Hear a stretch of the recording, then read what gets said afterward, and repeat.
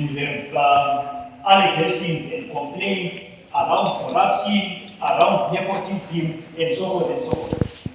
But also at times, there are proper processes that happen, and the adjudication of tenders happens, and the company wins.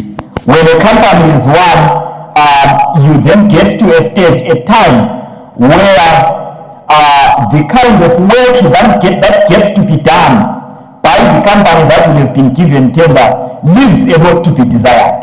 We have seen this in various construction programs, in the road rehabilitation programs, in the construction of other forms of public infrastructure, but also in the provision of goods and services. At times we have seen also heavily inflated quotations being adjudicated successfully. You hear of costs of computers costing the same price as motor vehicles, and so forth and so forth.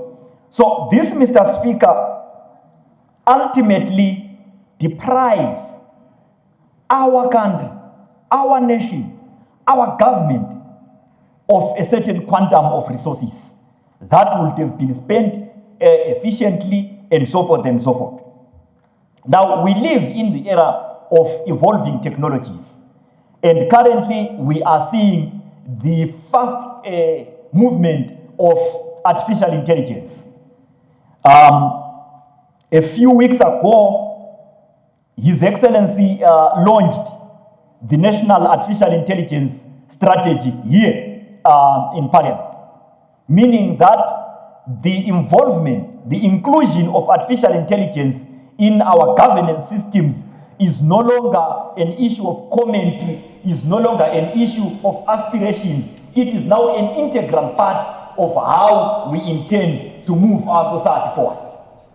But Mr. Speaker, we are not calling for artificial intelligence for everything that exists.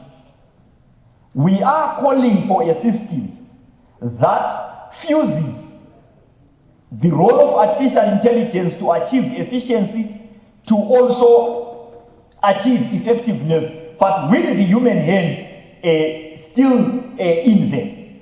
What we know about human beings is that it is difficult to use human beings in systems and completely exclude bias, and completely exclude the fact that human beings are social entities, are social creatures, and they've got preferences over this and that that may not necessarily be business-oriented preferences.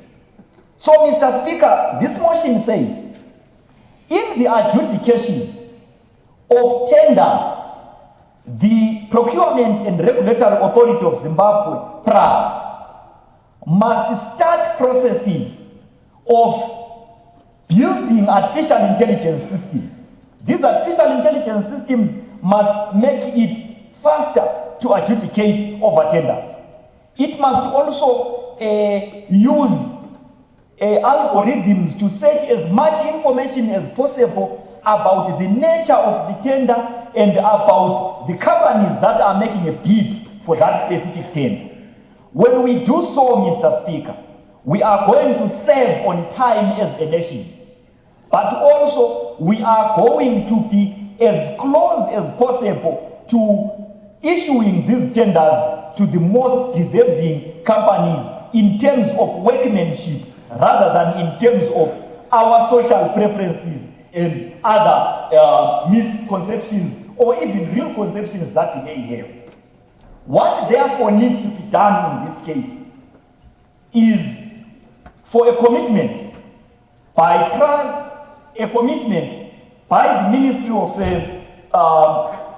Finance, Economic Development and Investment Promotion to introduce artificial intelligence into these systems. And then, Mr. Speaker, the value for money reports that we have tabled before this House will need to be presented by PRAZ annually, because the tenders, particularly for public works, are the people's money, are money coming from the people of Zimbabwe. the people of Zimbabwe need to know how artificial intelligence has improved the value of their money, because we need to spend on things that develop our country without any form of prejudice. So, Mr. Speaker, as I conclude, this motion calls upon this House to resolve that the adjudication of public tenders must now evolve into a process where the role of the human hand is reduced to deal with the prejudices of human beings.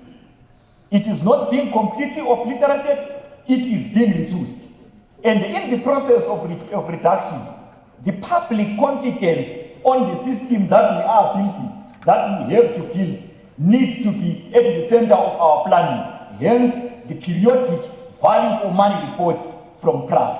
With these words, Mr. Speaker, I table the motion. Thank you.